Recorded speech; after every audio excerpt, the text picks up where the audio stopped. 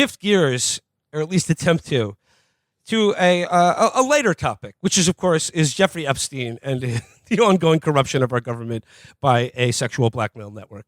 Matt, let me ask you, what have you made of Donald Trump's ongoing attempts to, I don't know, close the book on Epstein and sort of declaim any involvement of himself or his minions in this troubling legal case?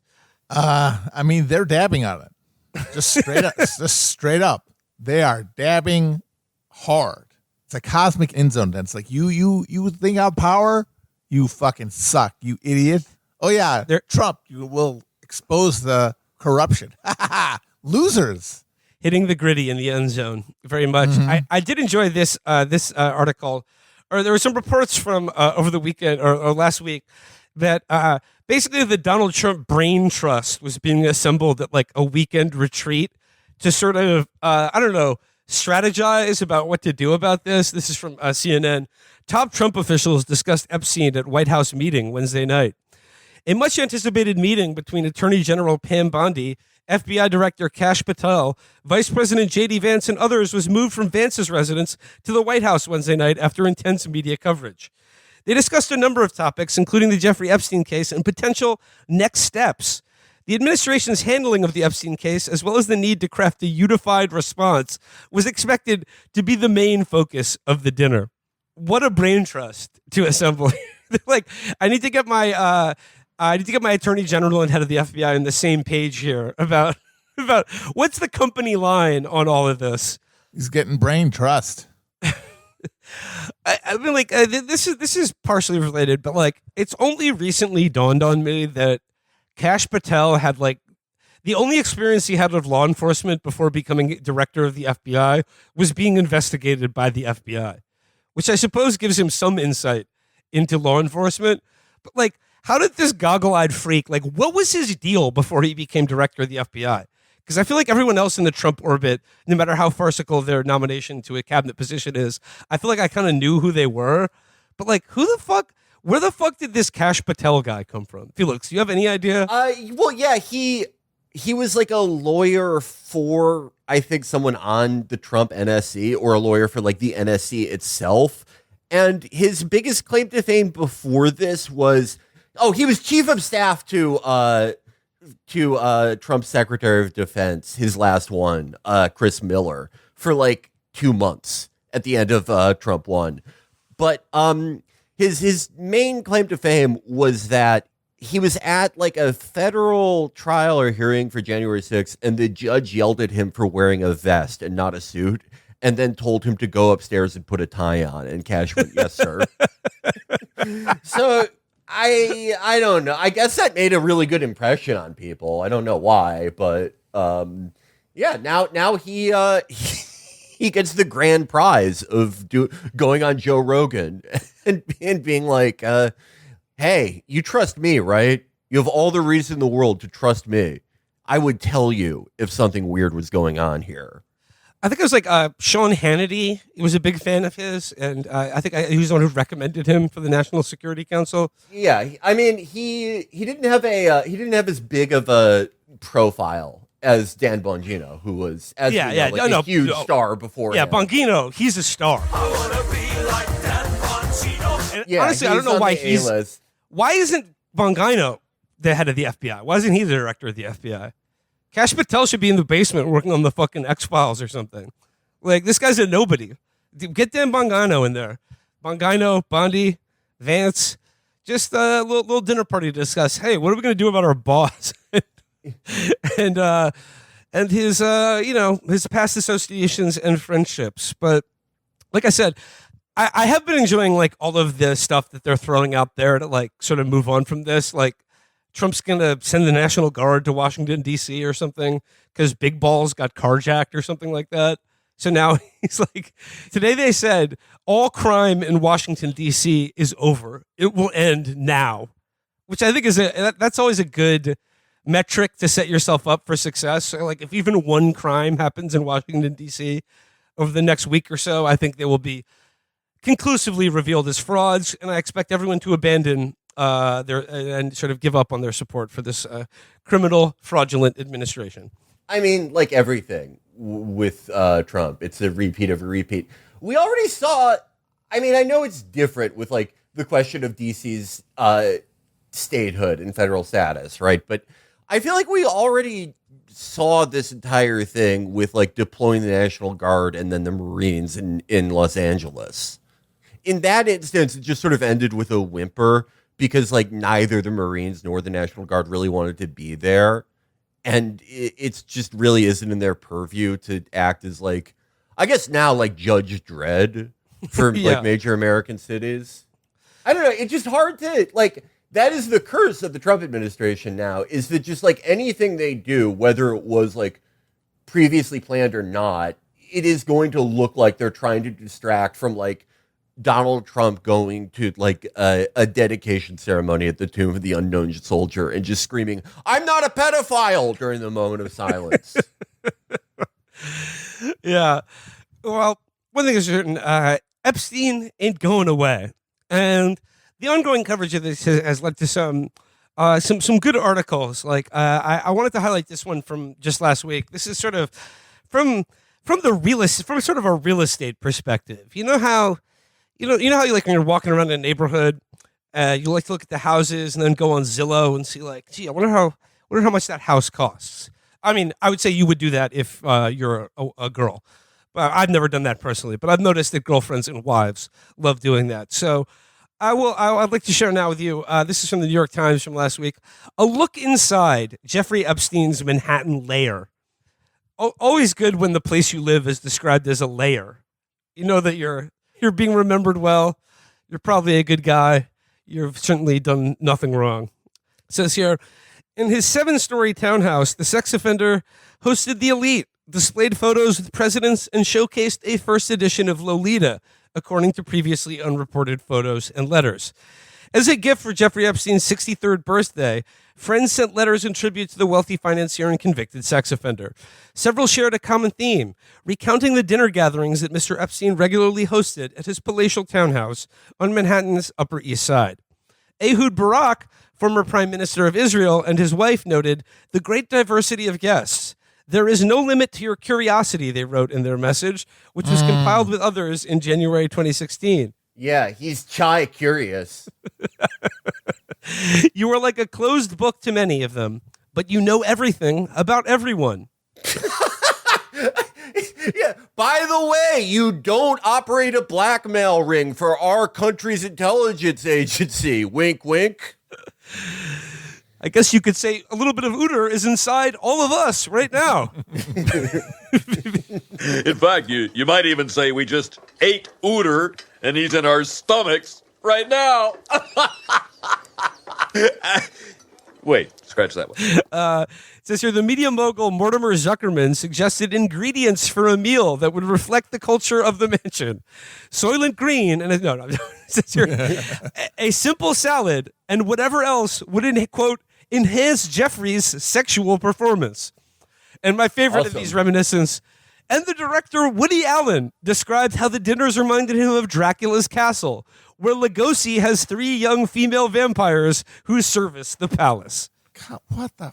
Come on, man. You might as well just be like, by the way, that roast child we had earlier was delicious. Falling off the bone. Wait, Will, did you actually read the entirety of the Woody Allen letter? No, I didn't. I do have to point out that a big portion of the letter discusses both how the food was very bad, and then a little later, it was about his wife complaining about how there were so little portions. Man, sometimes Jewish people do stuff where I'm like, can you like bring it down a little? Like other people can see this. Yeah, Woody writes here, dependably a fine dinner, but this was not always the case. In fact, the first time we came over, it was a very different story. We were invited with a list of accomplished types, men and women in journalism, TV, and even royalty. We were ushered up to the living room where everyone sat around prior to dinner being served and chatted. No drinks were served. You could get one if you asked for one. That should have been the first clue. The first clue. When the meal was put out downstairs, it was meager. So meager, my wife, the one sitting next to her, kept mumbling, "Is this it? Is this all we're getting? After I leave, I may have to go to a restaurant." We didn't want to say anything when we came the next time, but when my wife did say in a tactful way that she has, "There is going to be more food, isn't there?" Under her badgering, the situation gradually improved, and subsequent dinners offered buckets of Chinese food ordered from a local restaurant and placed on a buffet where one could get in line and help oneself. That's really sick. Buckets of Chinese food? That's perverse. Back to the Times article, though, which includes this letter from Woody Allen. It says, since Mr. Epstein's death in federal custody in 2019, which was ruled a suicide, many mysteries about his life have remained unsolved.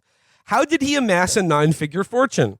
And why did so many powerful men continue to fraternize with him long after he became a registered sex offender? At least one other MAGA luminary also visited the townhouse. Stephen K. Bannon, a former advisor to Mr. Trump and online media personality, who has said that he videotaped hours of interviews in the mansion with Mr. Epstein in 2019.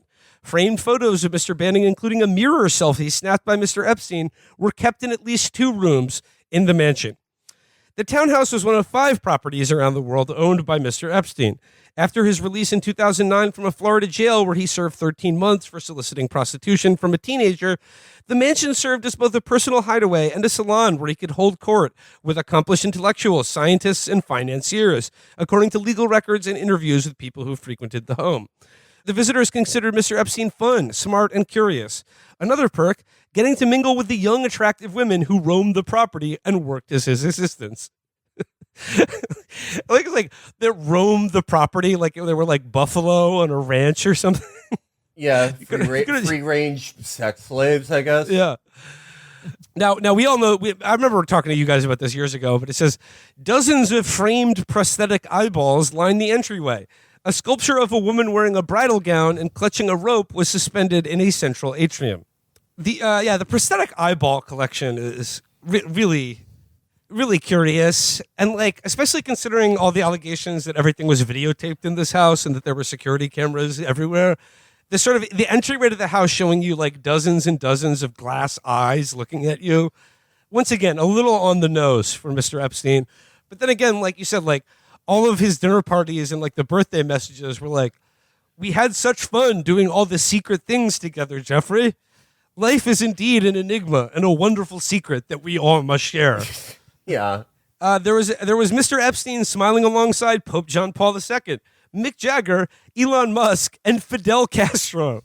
Also pictured by Larry the Summers. stars are here. Castro, that's a he doesn't have the internet thing. Yeah. Like we gotta, yeah. I don't know. Like maybe he thought it was like Frank Vincent or something. I don't know. Like I don't want to. He thought it was the Shah of Iran. You mean? Yeah. Well, Pope John Paul definitely has access to the internet, though. Yeah, that one. That is. He's got to take accountability for that. If he's in heaven right now, put him back in purgatory. Noam Chomsky was also in one of these photos. Fuck?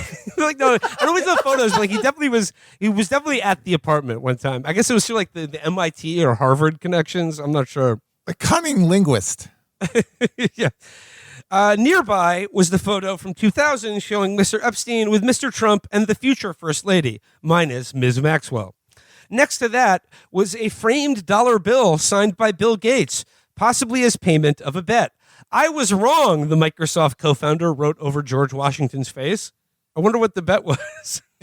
Trading places. It's classic. Yeah, the $1 bet. I was just thinking about that. I was just thinking about the brothers. What were they? Mortimer and... Yeah. Up a grand staircase was Mr. Epstein's wood-paneled office featuring a massive desk. Photos show a taxidermied tiger lounging on a lush rug. In the office, according to photos reviewed by the Times, Mr. Epstein showcased a green first edition of Lolita, the 1955 novel in which an intellectual develops a sexual obsession with a 12-year-old girl and repeatedly rapes her. Atop a wooden sideboard were more framed photos, including one of Mr. Epstein with Saudi Arabia's crown prince, Mohammed bin Salman. Okay, this one hurts, guys. This one hurts. This was like finding out Matt Groening was on one of those flights. Yeah, this is your faves will be implicated. Yeah. Another flight up on the third floor was Mr. Epstein's sanctum, a suite that included his bedroom, the mansion's infamous massage room, and a cluster of bathrooms. Several of Mr. Epstein's victims have said that the mansion was outfitted with a network of hidden video cameras. In the massage room were paintings of naked women, a large silver ball and chain, and shelves stocked with lubricant, according to photos reviewed by the Times. Mr. Epstein regularly directed teenage girls, some recruited from middle schools in Queens, to massage him while he was naked. No surveillance cameras were visible in the photos of the massage room. Going on here, it says here, the Times reviewed 7 birthday messages given to Mr. Epstein in 2016. In addition to those from Mr. Zuckerman, Mr. Allen, and Mr. Barack, there were letters from the linguist Noam Chomsky and his wife, Joichi Ito, an entrepreneur who later would resign from MIT and the board of the New York Times Company because of his ties to Mr. Epstein. And Lawrence M. Krauss, a prominent physicist, Martin Nowak, a Harvard biologist, contributed a science-themed poem. Oh, that's good. Can we hear can the New York Times isn't going to publish the poem? Not for the millions of Americans who love science? Young Sheldon just ended, and people are kind of hurting. Do you think Neil deGrasse Tyson was offended he wasn't at any of these shindigs? Yeah. I've always is Neil deGrasse Tyson, do other science guys consider him entry level? Because he's kind of like a caricature of a scientist, because he just gets on Twitter and he's like, oh, I was just reading the periodic table like I always do. Or I hate when he does these pedantic corrections of movies. When the movie Gravity came out, he was like, a more accurate title for this movie would be Lack of Gravity. And it's like, shut the fuck up. I hate science. I hate science. I hate everything about it. That's just engagement baiting, though. Yeah. Neil deGrasse Tyson posting a diagram of a hydrogen atom, going how many of y'all remember this? That is basically what his output is. Just the last detail here from the letter writing collection in this article. It says, in their typed letter, Mr. Barack and his wife, Neely Priel, hailed Mr. Epstein as, quote, a collector of people. The letter concluded, may you enjoy... What the fuck? The letter concluded, may you enjoy long and healthy life, and may all of us, your friends, enjoy your table for many more years to come. Think that was sort of a threat. By the way, see you at the child zoo. I like this detail, though. It says, the townhouse, a stone's throw from Central Park, was sold to Mr. Epstein in 1998 by Leslie H. Wexner, the billionaire owner of L Brands. Mr. Epstein renovated and redecorated the mansion in an eccentric style. Yeah, it's Willy Wonka. And that eccentric Epstein style. Yeah. Never mind the Oompa Loompas.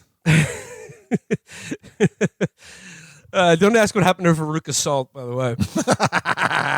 and Violet Beauregard. Yeah. I don't know. Matt Felix, I'm just going to what do you think will happen if he pardons Ghislaine Maxwell? At this point, I kind of just want to see it happen because. Oh, well, yeah. I mean, to legally protect the show, I will use a euphemism. I think one of his supporters will get bored again. Remember Stuart Rhodes, the Oath Keepers? Yeah. The eye patch or whatever. Yeah. He throwed the book on here, Insurrection or whatever. He's rotting in the jail cell as we speak. And he's reached down the power of the pardon and fucking pardoned at Ghislaine Maxwell. That is dabbing the height of never seen. That is amazing.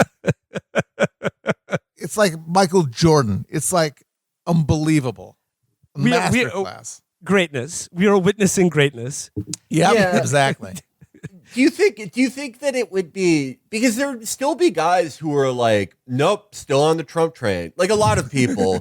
Well, most of them, to be honest. Yeah. One of them may get bored. One of them may need some stimulation, in a video game. I think that some of the people who get bored, they're still going to be coping, and it will be clearly President Trump got possessed by a pedophile, and we have to do an exorcism on him. Hey, I'm only directing my boredom at one of his clones. The real Trump is still out there. Yeah.